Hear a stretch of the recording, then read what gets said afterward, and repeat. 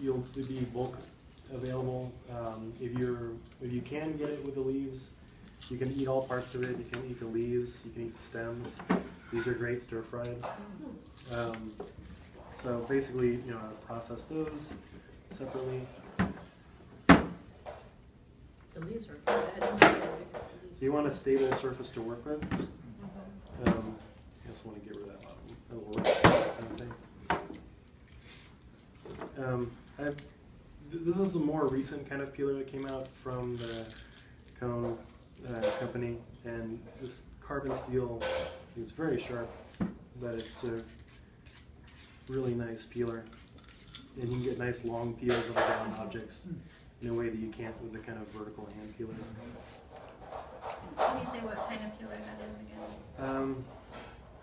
I can give it to you in a minute. There's a logo on there. I'm not sure of the pronunciation of it. It's not sharp. Yeah. Which ours is? No. They're like $4. They stay sharp forever. So once you have a stable bottom, so it doesn't roll, it's always a danger. Then you pretty much do the same thing with the cauliflower I was doing. You cut it into like wedge strips. If you hold the outside when you make your cut, and you go pull your knife back out, it'll all stay together. So instead of your food just traveling away on you. That one. Okay. Then you go on the strips.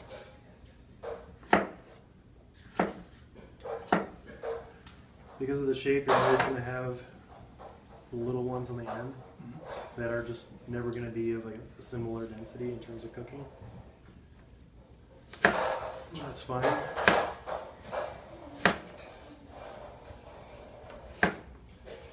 This is typically where I stop, and it's mostly because of the shape.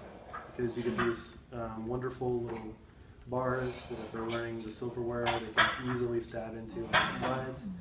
If they're young enough for finger food, or if you're cool with it, you can just pick it up and eat it.